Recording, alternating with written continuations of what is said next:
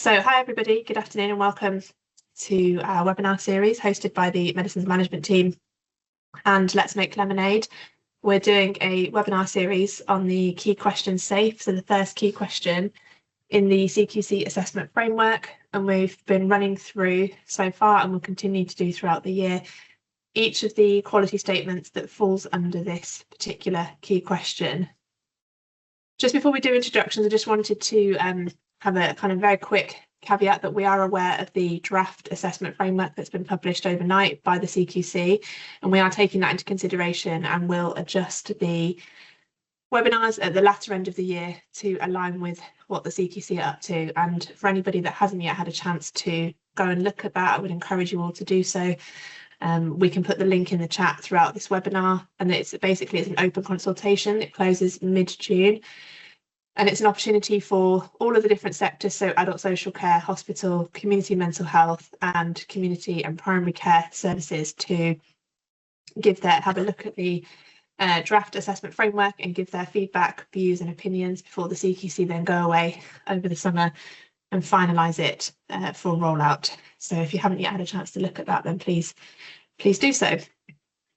Right, let's get started. So we're going to meet the team, and then we will do a little bit of introduction into into medicines management and Let's Make Lemonade, and then we'll get started with our conversation on safeguarding. So for those of you who haven't joined webinars before, my name is Gabi Ashton. I'm an ex-CQC inspector and founder of an organisation called Let's Make Lemonade, who specialise in CQC compliance. And then I will hand over to Rashad, who's our host for the medicines management team. Hi everybody, lovely to meet you all. My name's Mohammed Rashad. I'm a pharmacist and advanced clinical practitioner with many years experience in primary care. I also work as a director at the medicines management team, which is an award-winning provider of remote pharmacist and pharmacy technician services to GP practices and PCNs across the UK. Over to you, Gary. Hi, thanks, Rashad. My name's Gary Hughes.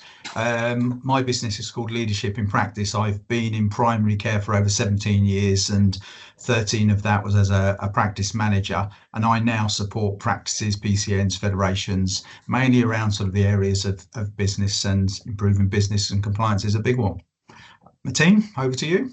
Good afternoon, everyone. Absolute pleasure to be here. Thank you, Gary. I'm Dr. Elahi. I'm a GP partner at Elmtree Medical Centre in the Northeast. I also work as a primary care consultant and I have sit on several board positions, work as a medical director and a clinical safety officer. Nice to be with you guys. Over to you, Rashad. Right, some quick facts about the medicines management team before we get into the webinar.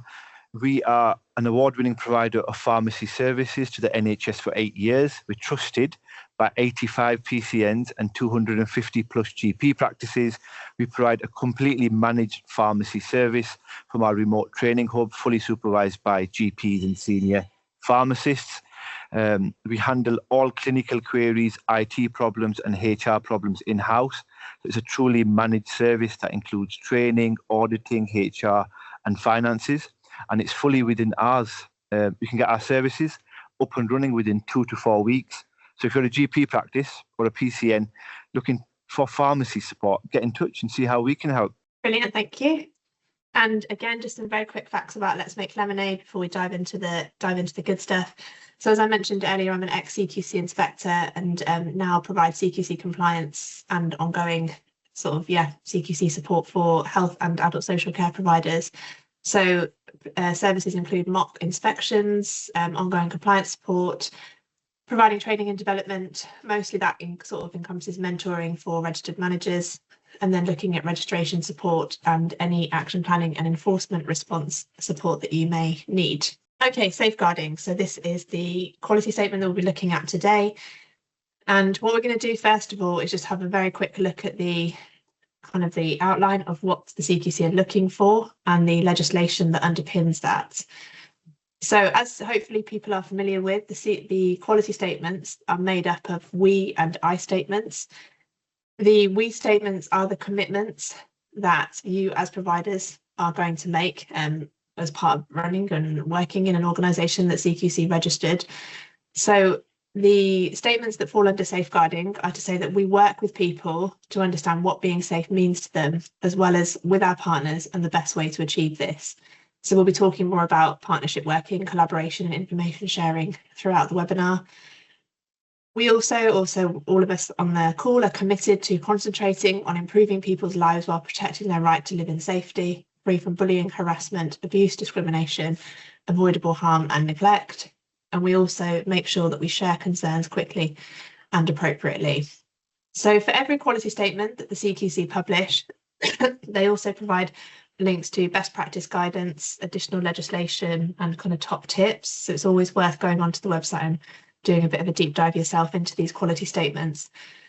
So these are the particular areas that the CQC are looking at when they're doing their inspections or when they're coming out to do focus pieces of work on safeguarding.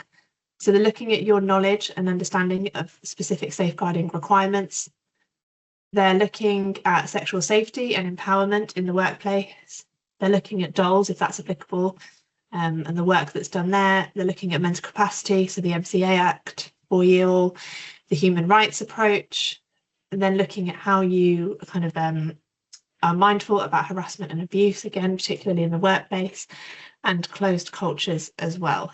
So what we always do in these webinars is we have a look at the individual sections that the CQC have published for each of the quality statements, and then we have a look at some reports that have been published last month, reports that also primary care services that have received ratings of inadequate, requires improvement, good and outstanding, and we'll pick those apart. So I know that Gary, Martine and Rashad in particular will be reviewing these as we go through and then using that as some food for thought when we do the questions at the end. So the first couple of sections look at that the CQC are looking at, do you have a strong understanding of safeguarding, how to take appropriate action, and looking at how are people supported to understand safeguarding safety of other people. So we actually have quite a few outstandings this month, which is nice, which means that services last month we were able to extract from a number of reports where services received a score of 4 in this particular quality statement. So this service here received a rating of outstanding under safe, and in particular for this quality statement. And this, one of the extracts was the safeguarding lead had developed digital templates which were accessible to clinical and non-clinical staff that prompted which specific actions to take depending on the responses given. Staff we spoke to told us this system enabled them to feel confident with raising a safeguarding concern. And they also told us that the safeguarding lead was on site every day and responded to requests for advice and guidance in a timely manner. And also that all safeguarding concerns were addressed on the same day. So again, for those of you who have joined the webinars before or kind of worked with any of us on the call, we talk about the 3 Ps. So where we're looking to triangulate evidence, we're looking at the processes, policies and procedures that an organisation has in place. We're looking at the impact that has on people, so our patients who are receiving care, and also how our workforce, how our personnel are receiving the systems and processes that are put in place. And we can see here, this is a really clear example from the CQC about how the digital templates are accessible across the board, so not just by specific staff members, that they found the systems easy to use, that they felt confident with using them, and then that they felt confident that actually any information that they did pass along was well received in an open listening culture, and then it was actioned and addressed in a timely manner. So that's a good example of triangulating from a CQC perspective. We've got another service who received an outstanding rating, and this was because the service worked well with people and healthcare partners to fully understand what being safe meant to them and the best way to achieve that. Now, when we read into this report, this particular report in more detail, the main thing that came across here was partnership working. So there was lots of other examples throughout the other key questions, particularly effective and responsive about how information was shared, about individual communication needs, in order for multiple healthcare professionals and social care professionals to ensure that people were kept safe throughout their care and treatment journey. And then we've got here a requires improvement service. So leaders told the CQC that safeguarding concerns were discussed and actioned appropriately when any matters were raised about people. And they also said that safeguarding was included in practice team meetings and discussed as well as and when required. However, minutes from the last 3 practice meetings, so this was July and September 24 and February 2025, showed that safeguarding had not been listed or discussed as an agenda item. And actually this inspection was conducted in sort of mid-autumn last year, which means that there had then been a gap between February and sort of August to September of safeguarding continuing to be discussed. So when we go back to the triangulating evidence, although some of the staff are telling us that things are discussed and they are addressed in a timely manner, and that they are discussed in team meetings, actually the evidence isn't there to back that up. So there's inconsistent record keeping and inconsistent practice meetings being held, which means that the CQC can't have assurance that actually safeguarding is a regular and consistent topic that's discussed for the whole team. Other areas that the CQC are looking at are your effective systems, processes and practices to make sure people are protected from abuse and neglect, and that there is a commitment to taking immediate action to keep people safe. This includes working with partners in a collaborative way. So again, we've got a number of outstanding reports this month, which is nice. So the practice maintained a list of vulnerable people and acted on concerns working in partnership with other organisations. I know a lot of you on the call will probably be thinking, we've got a list and we do that. What makes that outstanding? And again, for this particular service, when we read into it, what I could ascertain is that they were very proactive with information sharing across other organisations. So when referral letters were being made, when telephone calls were being had between clinical and non-clinical staff and onward services, information was shared about people, as appropriate, that ensured they were protected from abuse and harm in the future. Another outstanding service, the GP partner safeguarding lead, was proactive within the local system, sharing learning and best practice to continually improve patient safety, including attending a county-wide safeguarding conference.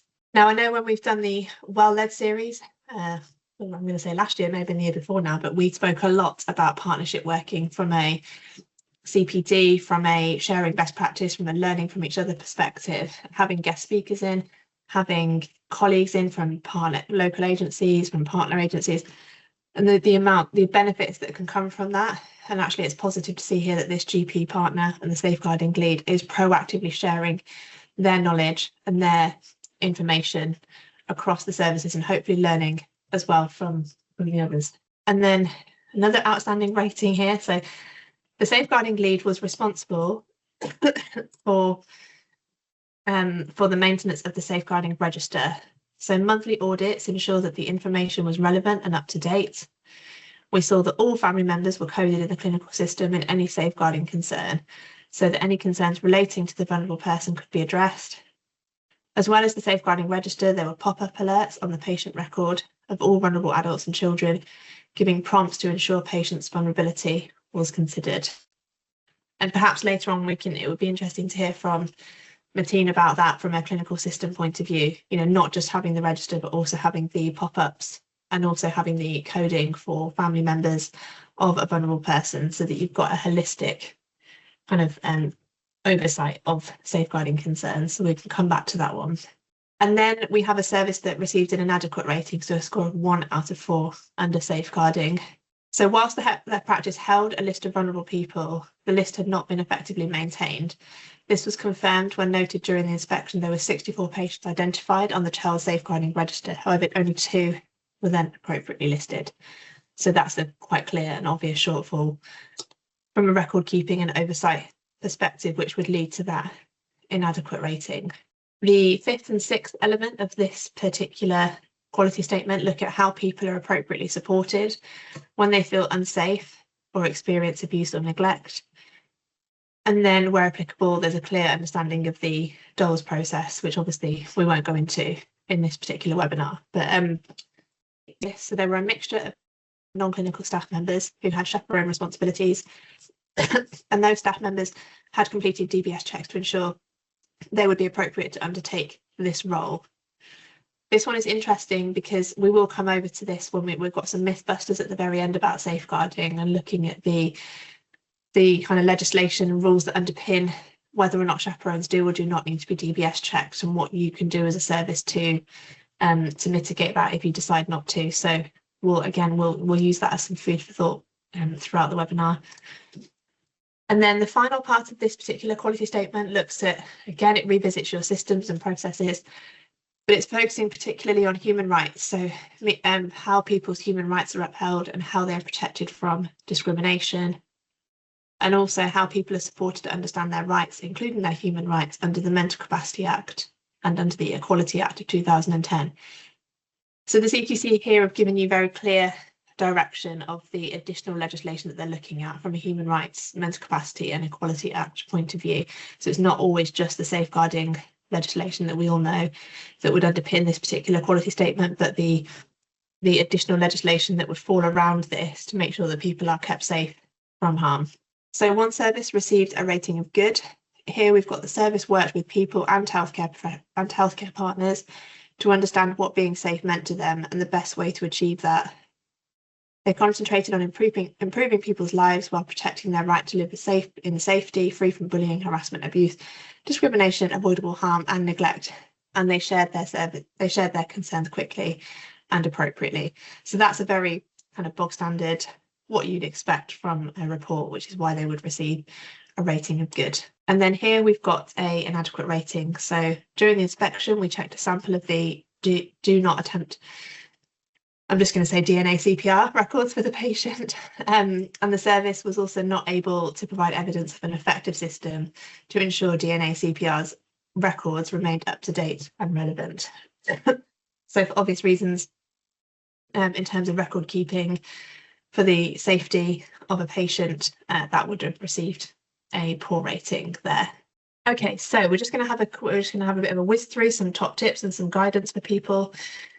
Hopefully everybody is familiar with the 6 principles of safeguarding.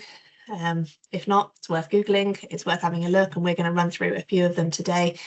And essentially the principles of safeguarding are a commitment that everybody can use. It's sort of like it's a guide and an introductory guide into how we are going to be committed to upholding good practice throughout an organisation.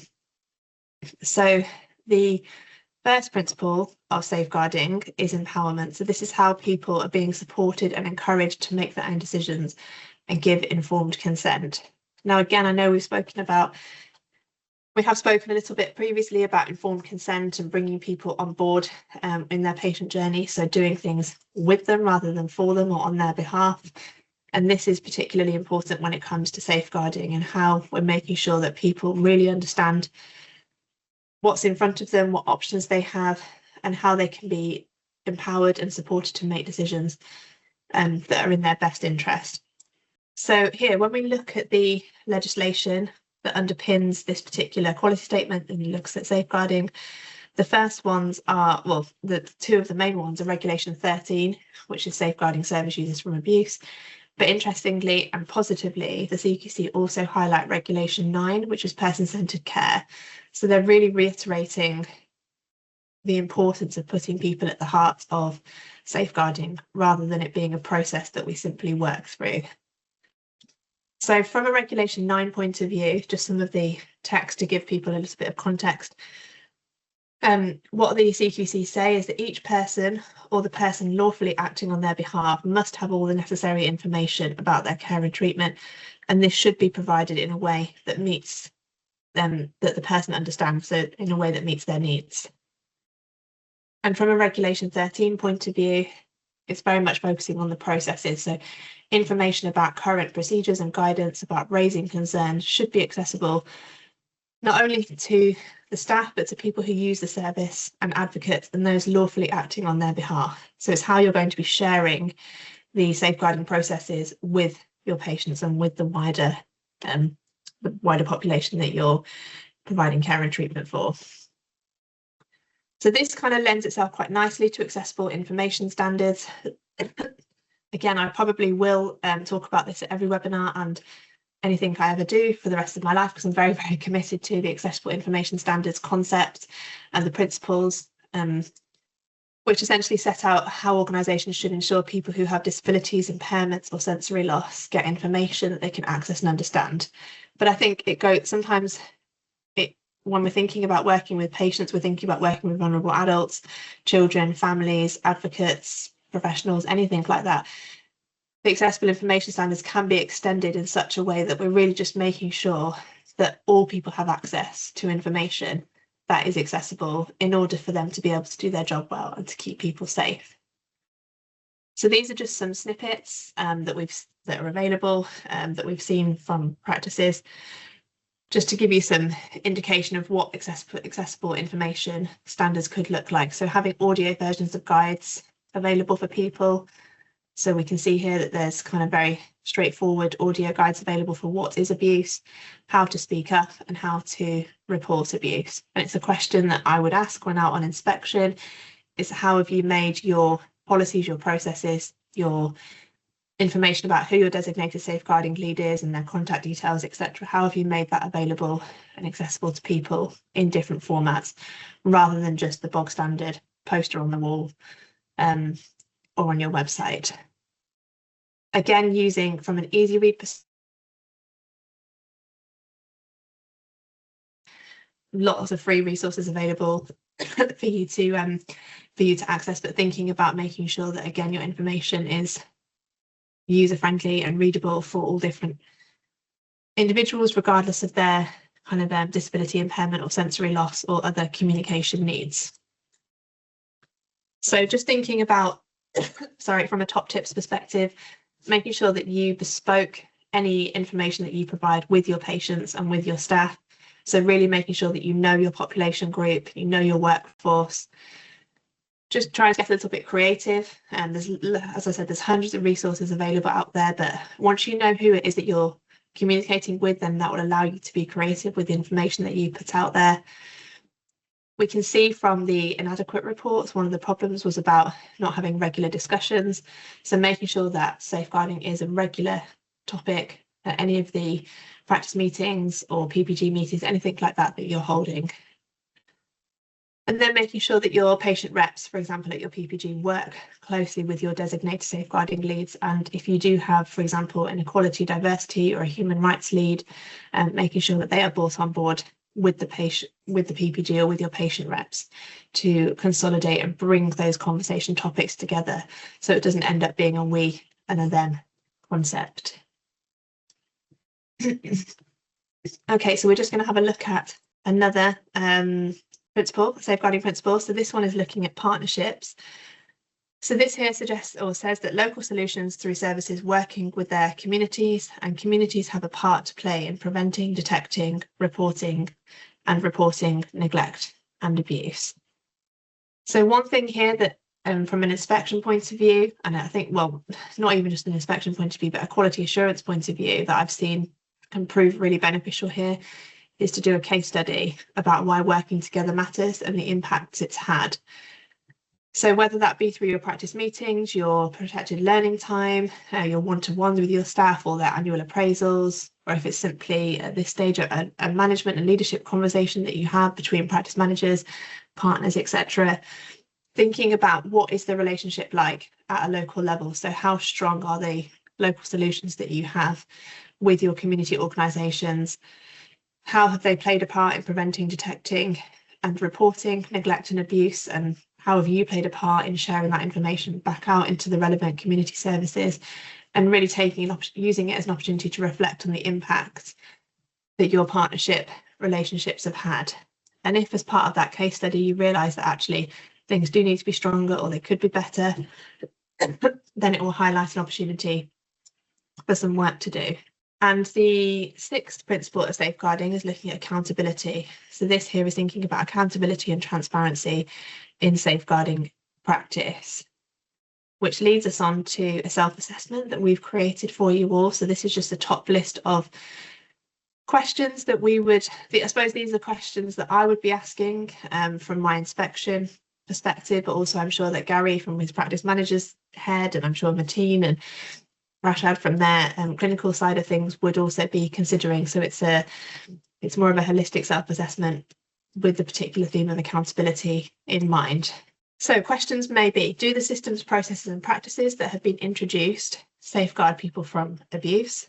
Then what have these systems been built on? So what best practice guidance? How have you used expert and local knowledge to build these systems before then rolling them out and introducing them across the team? How do you then assure yourself that staff are reporting concerns immediately and appropriately to the right people? So thinking about the culture that's being created across the workforce. As a leader, how do you create a culture of willingness to self-reflect and self-assess? Have you implemented professional safeguarding responsibilities, which include CPD in safeguarding, especially for the designated safeguarding lead?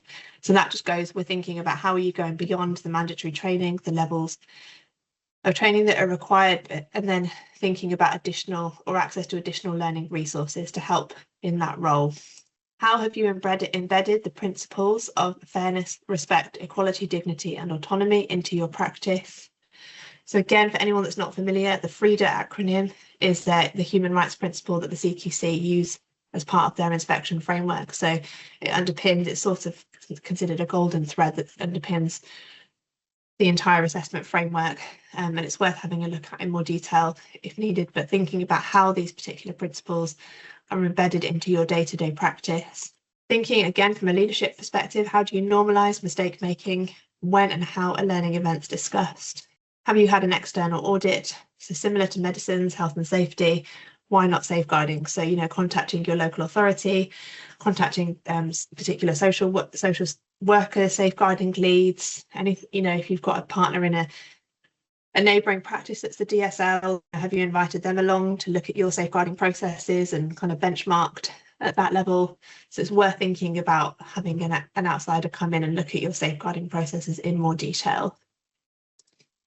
And finally, making sure that all staff have received sexual harassment training, which is mandatory under the Equality Act of 2010, and not something that everybody kind of always prioritises, but it is, from a legislation perspective, it is mandatory. Okay, so we've got some MythBusters, and then we're going to move on to some critical friend questions with Gary, the team, and Rashad. So MythBusters, what level safeguarding training do I need? If I had £1 for every time this question was emailed to me, I'd say in a week. I wouldn't, I'd probably be somewhere very warm right now. So GPs and nurses who hold strategic, and that all of this information is publicly available, by the way. This isn't just something that I hold in my mind. It's all publicly available. So GPs and nurses who hold strategic safeguarding roles, such as named GP, named nurse, a designated professional, or a safeguarding lead. The key here is within health boards or authorities will require a level 4 or 5 training, but safeguarding standards don't include level 4 or 5 standards, and practitioners needing these levels should continue to refer to separate intercollegiate documents. So essentially for GP practices, safeguarding leads do not require level 4 or 5 safeguarding training. They require level 3, which is outlined in the RCGP safeguarding standards. So I always say I personally, as part of my good best practice, say if you can do level 4, do level 4.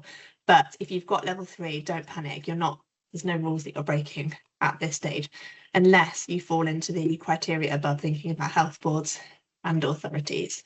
Then another question, what about clinical and non-clinical, non-safeguarding leads?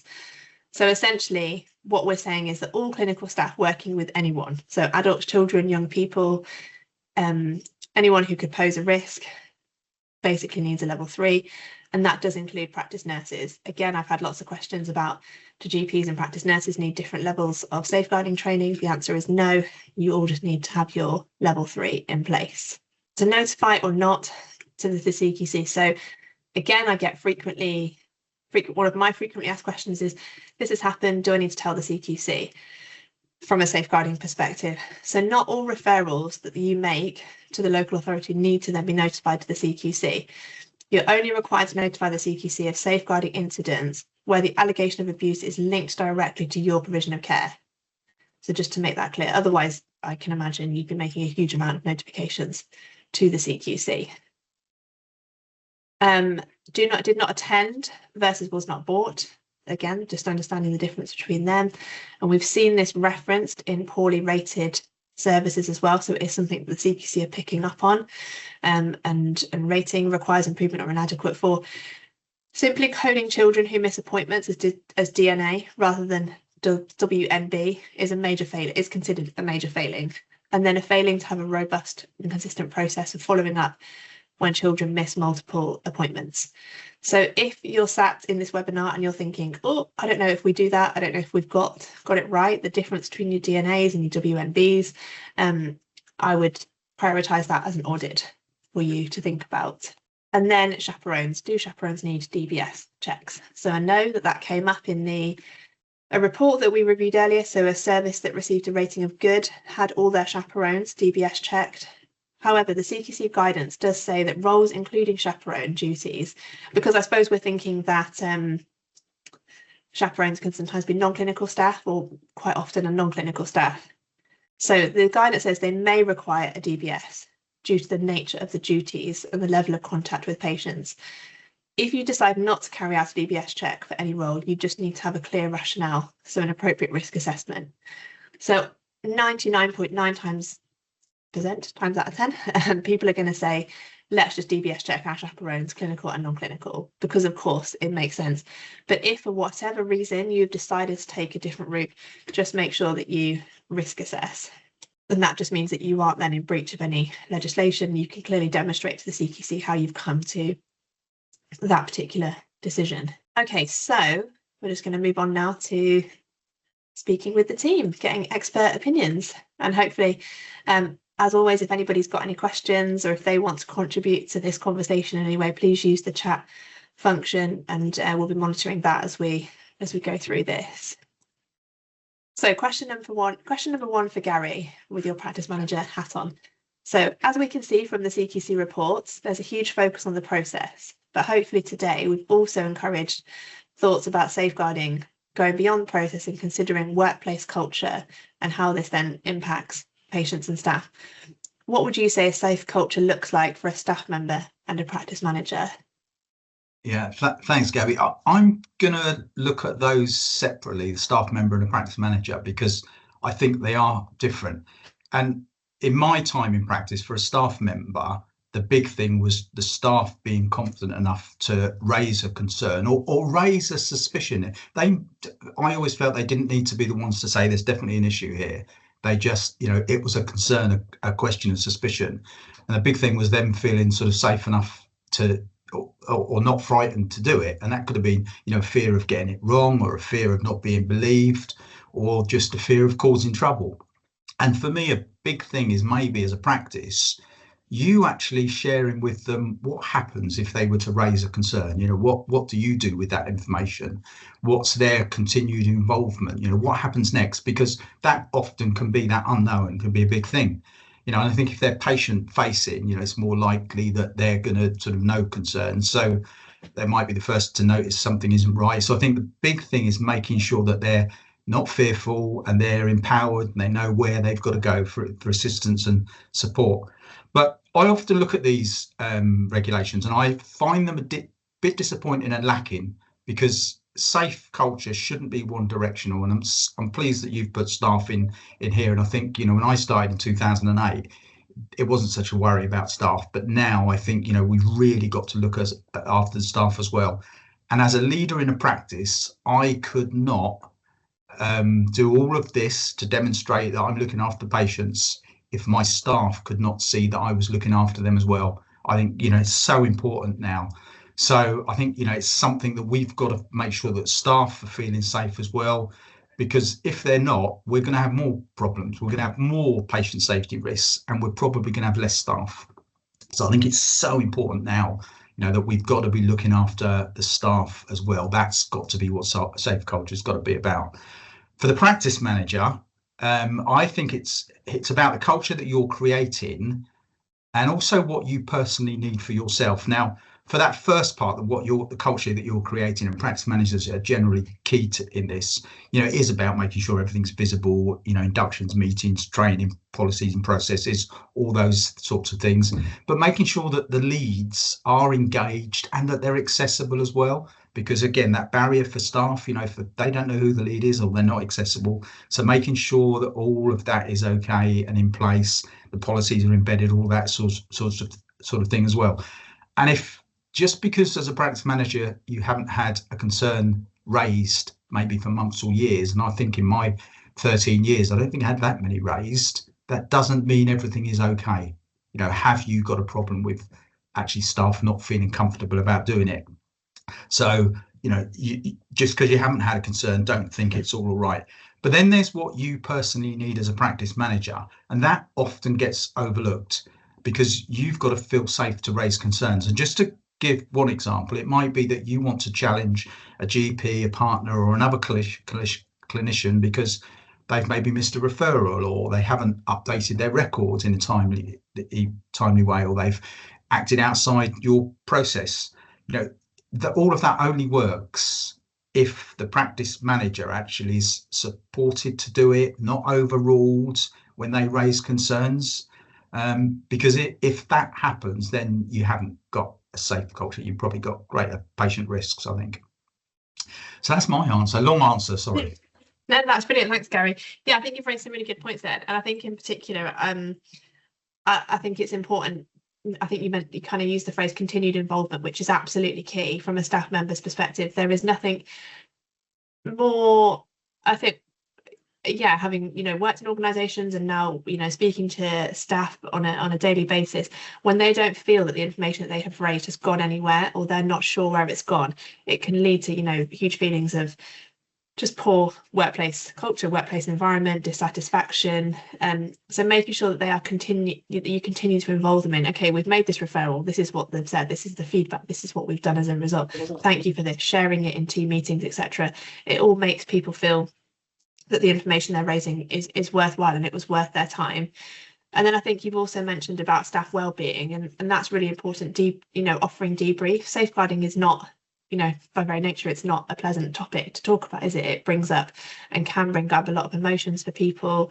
You know, if you are raising concerns about a vulnerable adult, a child, in any circumstance, it can be difficult. So making sure from a staff perspective that they are offered debriefs and they are offered, you know, one-to-ones and support through that is very, very important. So yeah, thank you for your insights. Okay, Mateen, what do you need from your practice manager to enable you to follow the right steps if you have a concern about potential or actual abuse? So I think Gary's alluded to quite a few things there, and I think there was clarity in the answer. From a GP partner's point of view, I think you need your staff to be able to come and raise concerns, as Gary mentioned. But from a practice manager point of view, I think you need clarity, you need accessibility, you need confidence in the system. The system actually works in the first place. I think safeguarding concerns often are not brought up because of you could have busy clinics, you could have incomplete documentation, incomplete information in the processes, and the follow-up isn't done in real time. So it sometimes gets buried up in the long list of things someone has to do. So I think from a practice manager point of view, what I would like is clear, up-to-date SOPs or protocols are in place, and those protocols, SOPs, which is a dreaded phrase, I guess, for certain people, it does get followed up, and you are doing audits on it.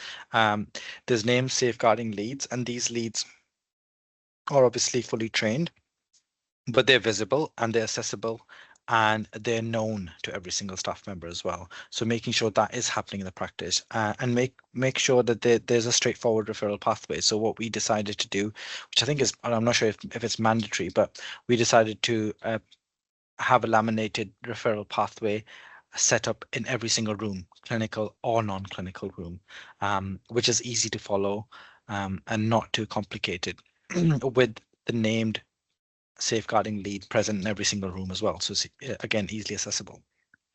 And then making sure that the regular training reflects the real scenarios and everyone's updated with the training. I think the one thing, again, Gary alluded to, and you have alluded to in the webinar, is the culture aspect. If the organization staff are not able to raise concerns in the first place, then you really do have something to worry about. And I think the staff should feel entitled to come to a GP partner or a practice manager or even one of the colleagues and raise a concern. and have that psychological safety within the team is really crucial. So a good practice manager actually creates an environment where clinicians and non-clinicians feel confident to act early, escalate appropriately, and not feel worried about, being criticized. And at the end of the day, let's be honest, safeguarding delays or hesitation can ultimately cause big risk, not just for the organization, but obviously importantly for the patient or the family members. Yeah, brilliant. Thank you. Yeah, and I think we've seen from that example of the outstanding rating at the very beginning that actually when you do have clear, I know we talk a lot about SOPs here, don't we? And when you do have clear processes that are readily available and that all staff members can access in a timely manner and then act upon, then it proves beneficial, a streamlining perspective and acting in a timely manner. So okay, Gary, question number 3. What do you need? So this is looking at the opposite side of things. What do you need from clinical staff, so partners, lead GPs, any practice nurses, etc., in your team to ensure that patients are protected from potential or actual abuse? Okay, so I'm going to have my practice manager's hat on here. I'm going to give you a bit of a list. So, if you're listening, you can sort of tick these off and say, yep, we've got that. First one, as a practice manager, I need honesty. I need to know the full picture, not a managed version of it that maybe makes you look a bit better. Because it's just, if you want to protect the patients, then you need all of the information. The next one is the record keeping. It needs to be written down. Because if it's not, then it didn't happen. And it needs to be done in a timely manner. I can sort of, remember times where you were waiting a day or two for important information to be put in the records. That sort of thing can't happen if you want a safe culture. So it's got to be written down in a timely manner, in line with policy as well. The next one's about communication and action. I think you shouldn't wait for someone else to flag it or think that somebody else can flag it. I'm going to sit back on this one. If you've got a suspicion or concern, then flag it. Safeguarding it's everybody's responsibility. In the first question you asked me about staff, so it's not just clinicians, it's everyone's responsibility. So if you've got a concern, don't wait for somebody else, flag it. Because as the practice manager, I need you to tell me when something that might need my attention or me to coordinate something. And I need to know at the time, not a few days afterwards. Next one's follow the policy, because when clinicians they decide to act outside the policy, bypass what everyone's agreed, then the message that you're giving out to the whole team is that actually the policy doesn't matter. It's an optional thing whether we do it or not, and that's going to create even more risk. So the policy should never be optional. The next one, and this is I think a really tough one, but you've got to get used to challenging each other. It's got to be a culture where you are comfortable with challenging each other. That's often where most serious concerns happen, because a colleague, that challenge, it's unspoken, it doesn't happen. And then stay engaged beyond the door. It might be that we've raised a concern in practice, or maybe outside has been raised to us, but just stay engaged for the patient to say what's happening beyond our door as well. Engage with social care in a timely, in a prompt manner as well. Shouldn't stop at sort of our door all of the safeguarding issues. And ultimately, as a practice manager, then for me to be able to take care of patients' safety, I need it to be a genuine partnership within the practice with all the staff, with all the clinicians. I can, as a practice manager, coordinate the governance, but on my own, I can't do it all. So it needs to be a partnership with everybody. So that's my list. Brilliant, thanks, Gary. I hope everybody was had their pen and paper out. If not, they can rewatch the webinar and take some notes. But that's really helpful. Thank you. And I think it's really, really important to highlight the challenging bit, the effective challenging from a professional perspective. If we haven't learnt by now, we absolutely should have. But if we think about the Francis report, if we think about Winsborne, there have been so many opportunities already for us to learn that effective challenging is absolutely crucial, from a safeguarding perspective. And it all leads back to that, how are you as a practice manager or how are you as a leader creating that open culture and making sure that staff feel comfortable and able to challenge, you know, with a no blame kind of impact. Okay, Rashad, question for you from the medicines management team perspective, because I'm thinking, you know, pharmacist, safeguarding, your role, how does that all link together? But what would be interesting to discuss is the Mental Capacity Act. So at the medicines management team, what support do you offer to ensure that covert medicines are being correctly prescribed? And covert medicines was just one example, but if you've got any others, obviously from an MCA perspective, and your role and some insight, that would be fantastic. Not a problem, Gabi. So really, our role begins once the capacity has been assessed and the best interest meeting has been taken place, really. And we normally get involved by ensuring covert medication are prescribed and administered safely. It's really through the training of our pharmacy team, so they understand the process and understand covert medication. So generally, our pharmacists will provide advice where a medication can be given covertly. Can it be crushed? Can it be mixed with food? How does it work? And we train them up to use resources like the SPS, Specialist Pharmacy Service, new guidance that people may have come across. And it's really just making sure they understand. One other thing I'd like to highlight is covert medication generally is off license, so it has to be authorized by a prescriber, a pharmacist, and ideally documented the rationale. At Meds Management Team, essentially, it's all about training the pharmacists so they understand and recognize that giving covert medication is a formal process. It's not a matter of just approving it if a request comes through, and it's not basically a prescribing decision, and it requires understanding of the legal framework, documentation, and collaboration with the rest of the practice, really. So for anyone else involved with covert medication, I'd recommend that you read the SPS guidance on covert administration, and I'll post a link in the chat for you. Yeah, thanks, Brett. I was about to say, can you put that link in? I might have a read myself as well. And just out of interest, have you ever had to, from your team's perspective, have you ever had to challenge a prescription? Not something that comes to memory, to be honest with you. Yeah. Normally, any problems that arise, we discuss it with the GPs there, the senior GP, and then we make a joint plan, essentially. Brilliant, thank you.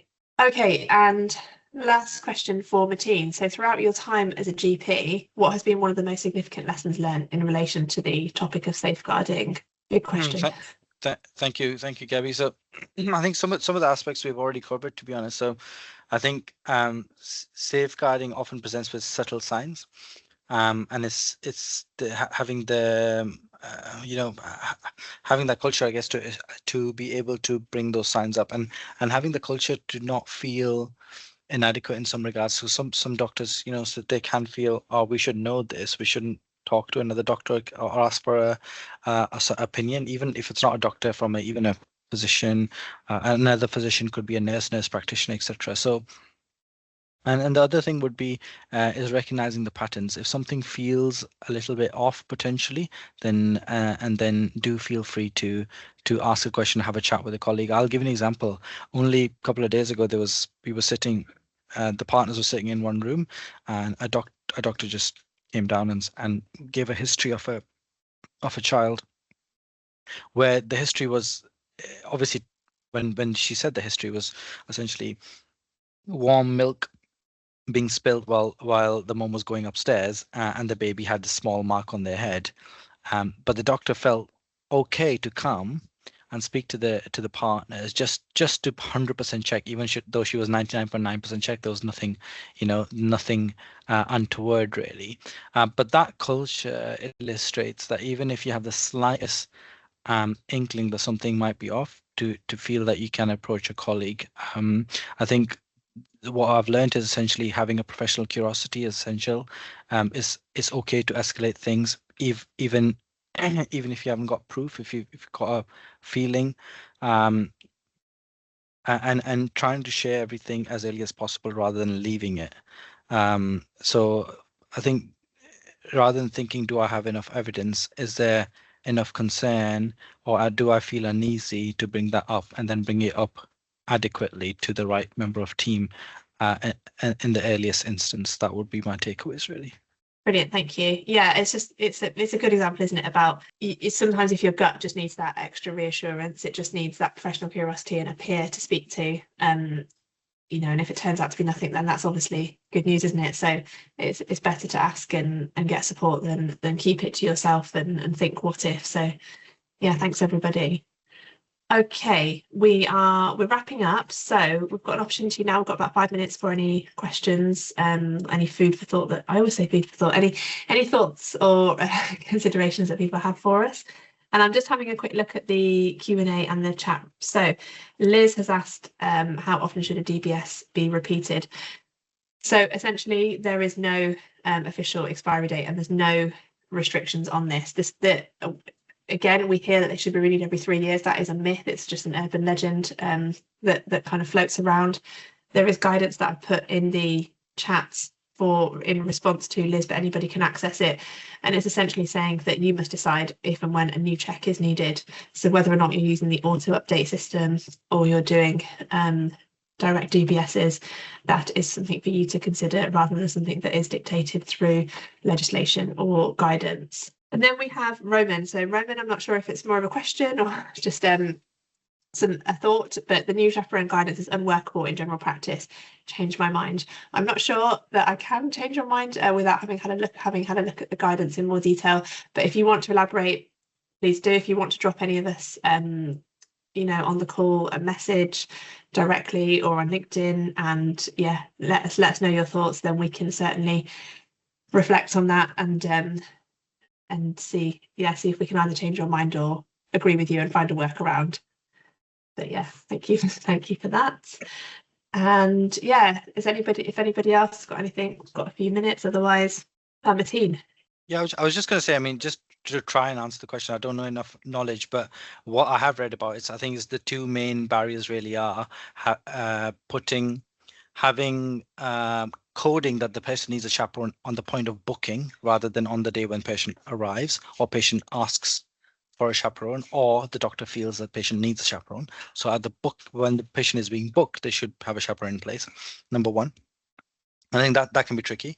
And number two, I think is having enough trained chaperone always available in the building. And that sometimes can be logistically difficult. I'm not saying it's wrong. All I'm saying is I guess these are the barriers that people are facing in general practice and I guess in clinics, where sometimes, I mean, at the end of the day, I think it's written as an ideal system.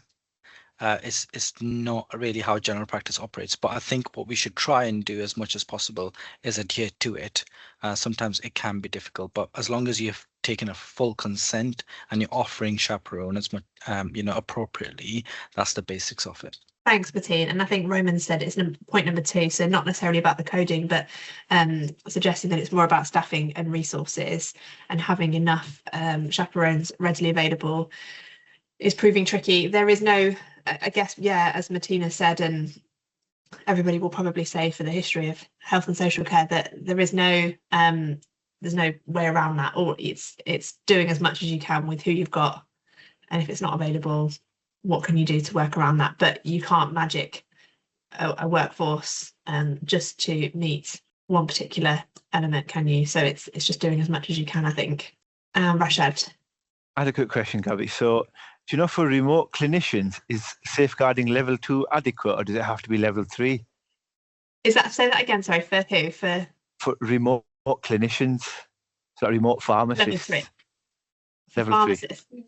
I'd say any clinical role would be level 3, regardless of whether you're remote or not, because you still have access. You're still essentially providing consultations and care and treatment reviews for potentially vulnerable adults or people who have access to or who live with or are involved in any way with vulnerable adults or children. So level 3.